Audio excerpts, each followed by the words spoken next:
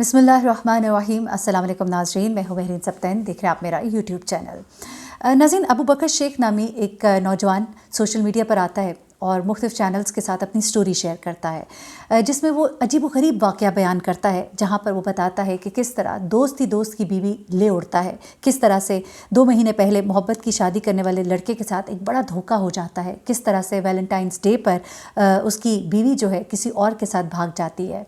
ये तमाम तर वाक़या उसने गोशगुजार किया और उसने बताया कि उसे कितने एक टॉर्चर में रखा गया, कहाँ कहाँ उसे बंद रखा गया, किस तरह पुलिस उसको उठाकर लेके गई, किस तरह से उसका दोस्त का दोस्त जो है उसी का दोस्त बनकर उससे इन टच होता है और उसको उस लड़की से मिलवाता है, उनकी मुलाकात होती है, बात शादी तक जाती है। लेकिन उसके बाद क्या होता है वो सब कुछ तो अबू बकर ने बताया, लेकिन फिर अबू बकर की एक और हकीकत मेरे सामने आई और मैंने कहा मैं वो भी आपके साथ शेयर करती हूँ। लेकिन पहले अबू बकर की कहानी आपको सुनाती हूँ।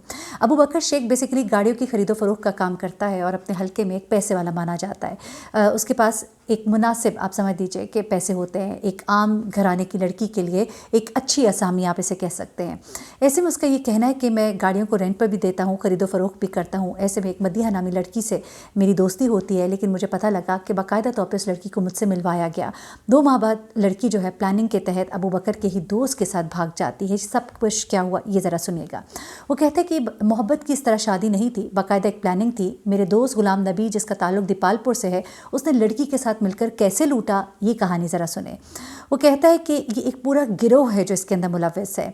एसपी को उन्होंने इस वक्त दरख्वास्त दी हुई है, उनका मामला जो है वो सारा कुछ देखा जा रहा है। लेकिन वो ये कहते हैं कि मेरे घर पर एक दिन रेड होती है, साथ में डॉल्फिन पुलिस भी आती है। मुझे और मेरी बेगम को ये ले जाते हैं, वर्दी में इख्तियारात का वो नाजायज़ इस्तेमाल करते हैं। मुझे और बेगम को वो रात थाने में रखते हैं। अगले रोज़ मुझे बेगम के साथ किसी और घर में रखा जाता है और कहा गया कि तुमने इसे अगवा किया हुआ था, इसे मना लो वरना ये तुम्हारे खिलाफ बयान दे देगी। फिर मुझसे नकदी और घर का सामान भी ले लिया गया और डरा धमका के मुझे वापस भेज दिया गया।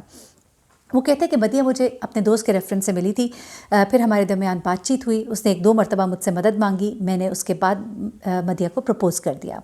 वो कहते हैं कि मैं मदिया की बातों में आ गया और 1-2 माह बाद मैंने उससे शादी कर ली। माज़रत के साथ वो कहते हैं कि मदिया ने मुझे प्रपोज़ किया। फिर वो कहते हैं कि शादी को 10-15 दिन ही गुजरे थे कि मदिया ने अपने रंग ढंग दिखाने शुरू कर दिए। उसने मुझे कभी ये कहा कि मैं ये कर लूँगी, मैं वो कर लूँगी, घर वालों के बगैर नहीं रह सकती, वगैरह वगैरह। अच्छा, कुछ तस्वीर भी इनकी ऐसी हैं जिसमें देखा जा सकता है कि मुख्तलिफ जगहों पर घूम रहे हैं, फिर रहे हैं। इसने कहा कि मैं उसको मुजफ्फराबाद लेके गया, मैं उसको कश्मीर लेके गया, मरी लेके गया, और इनकी बहुत सी तस्वीर हैं जिसमें ये बड़े खुश आपस में दिखाई देते हैं। तो कहते हैं कि जब उसने मुझे ऐसा कहना शुरू किया तो मुझे शक हुआ कि दाल में कुछ काला है।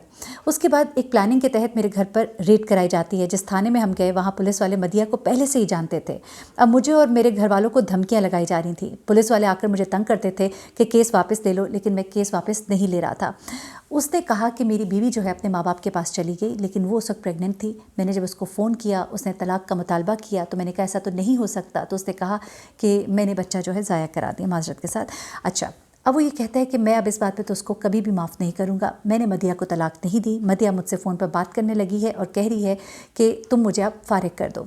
वो कहता है कि मैं धोखे में आ गया था, अब मैं दोबारा धोखे में नहीं आऊँगा, मैं इन लोगों को पकड़वाऊँगा। वो कहता है कि मेरे पास अपने दोस्त के मैसेजेस, ऑडियो रिकॉर्डिंग मौजूद है। प्लानिंग के तहत मुझे मदिया से मिलवाया। शादी के बाद प्लानिंग के तहत पहले मेरा घर शिफ्ट कराया गया। मुझे कहा गया कि तुम दूसरे घर शिफ्ट हो। शिफ्टिंग के लिए दूसरे घर के लिए आपको कोई बयाना देना पड़ता है किसी को। वो बयाने की रकम भी खा गए। फिर एक और घर दिलवाया, वहाँ पे मालिक मकान ने मुझसे पैसे बटोरे। वहाँ पर रहने के दौरान मुझे बहुत तंग किया गया।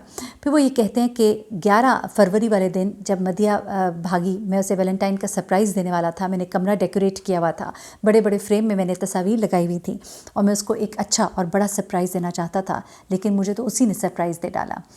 ये सब कहानी जो है ये अबू बकर शेख ने बयान की। लेकिन एक और कहानी जो अबू बकर शेख के हवाले से अभी मेरे सामने आई है वो ये है कि अबू बकर की ये पहली शादी नहीं थी। अबू बकर इससे पहले 4 शादियां कर चुका था। चारों बीवियों को वो डिवोर्स दे चुका था। ये उसकी 5वीं शादी थी। पहली बीवी से उसका एक बेटा भी है। जब उससे पूछा गया, जब ये तमाम बातें सामने आई, उससे पूछा गया कि तुम्हारी तो पहले भी शादियाँ हुई, क्या वजह है कि तुम्हारी उनके साथ बन नहीं सकी? तो उसने कहा कि मैं किसी को भी बुरा नहीं कहता, वो 4 जो हैं उनके साथ जो नहीं बन सकी वो अल्लाह की मर्ज़ी है, लेकिन ये 5वीं ने मेरे साथ बहुत बड़ा धोखा किया। फिर उससे पूछा गया कि क्या तुम दोबारा शादी करोगे? उसने कहा मैं खुद तो नहीं करूँगा, अगर कोई मुझे कहेगा, जैसा मदिया ने शायद उसको कहा था। तो कहता है कि अगर कोई मुझे कहेगा तो मैं ज़रूर शादी कर लूँगा अगर मुझे कोई पसंद आया, लेकिन ये जो मेरे साथ धोखा हुआ है मैं इस बात को इस तरह आसानी से नहीं जाने दूँगा।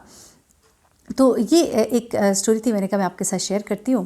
ایک اور کہانی جو ہے، ایک ایسی کہانی ہے جہاں پر ایک بھائی جس نے اپنی 2 سگی بہنوں کو قتل کیا، اور کس بات پر قتل کیا، اپنی بہنوں کے کردار پہ اسے شک کیوں ہوا۔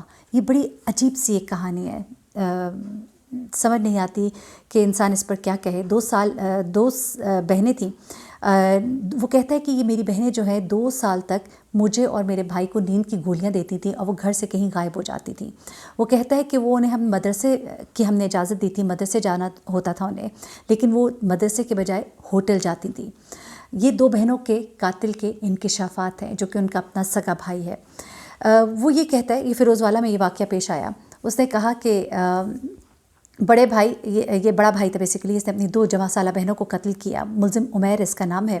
یہ کہتا ہے کہ روزانہ مجھے نیند کی گولیاں دی جاتی تھی، اور میرے بھائی کو بھی۔ اس سے تو اچھا تھا کہ وہ ہمیں زہر کی گولیاں دے دیتی، ہم سے برداشت ہو جاتا۔ 1-2 سال سے نیند کی گولیاں ہمیں دی جا رہی تھیں، صبح 8-9 بجے، اور بڑے بھائی کی صبح 4 بجے اٹھنے کی روٹین تھی۔ لیکن جب ہمیں گولیاں دی جاتی تو بڑا بھائی 11 بجے اٹھتا، اور میری آنکھ شام 4-5 بجے کھلتی اور سر چکراتا رہتا تھا۔ میں قتل کرنے سے پہلے بہنوں کی ریکی کر رہا تھا، کیونکہ مجھے ان پر شک ہو گیا تھا۔ بڑے بھائی کو صورتحال کا نہیں بتایا، کیونکہ وہ شروع سے ہی بہنوں کی سائیڈ لیتا تھا۔ وہ کہتا ہے کہ اس لیے میں نے بڑے بھائی اور ماں کو کچھ نہیں بتایا، اور ایک بہن مدرسے کے بجائے ہوٹل جاتی تھی۔ ایک مرتبہ 2 نوجوان میری بہن کو چھوڑنے بھی گھر آئے تھے۔ دوسری بہن سلائی اسکول جانے کے بجائے غلط جگہوں پر جاتی تھی۔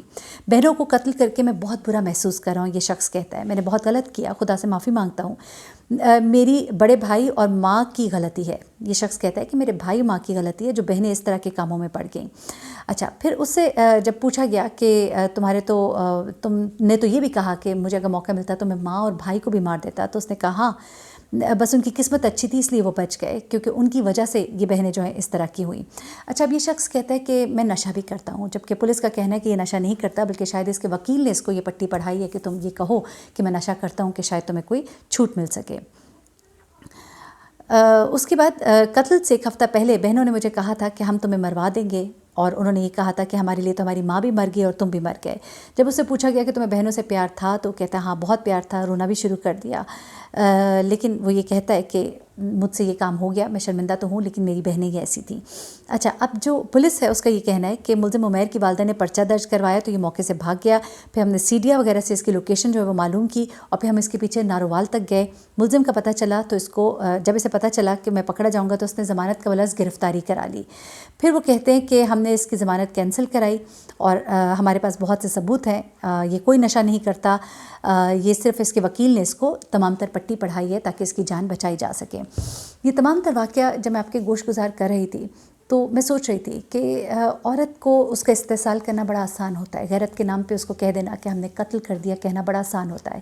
جن بہنوں کے ساتھ ان کی ماں اور ان کا بھائی کھڑے ہیں اور انہوں نے ہی اس کے خلاف پرچہ کرایا ہے، لیکن ایک غیرت صرف اسی کی جاگی تھی کہ جس نے اتنا بڑا قدم اٹھایا، اور اس کو پتہ ہے کہ ہمارے ملک کے قوانین کچھ اس طرح کے ہیں، کوئی ریلیکسیشن اس طرح کی مل جاتی ہے کہ کہہ دو کہ غیرت کے نام پہ قتل کیا۔ آپ غیرت کے نام پہ اور بھی بہت کچھ کر سکتے ہیں، آپ اپنی بہنوں کی شادیاں کر سکتے تھے، آپ ان سے قطع تعلق کر سکتے تھے، یہ حق تو آپ کو کسی نے نہیں دیا تھا کہ آپ ان کو اس طرح سے مار دیتے۔ یہ 2 سٹوریز تھی، میں نے کہا آپ کے ساتھ شیئر کروں۔ اپنا بہت خیال رکھیے گا، اپنی دعاؤں میں مجھے بھی یاد رکھیے گا۔ اللہ حافظ۔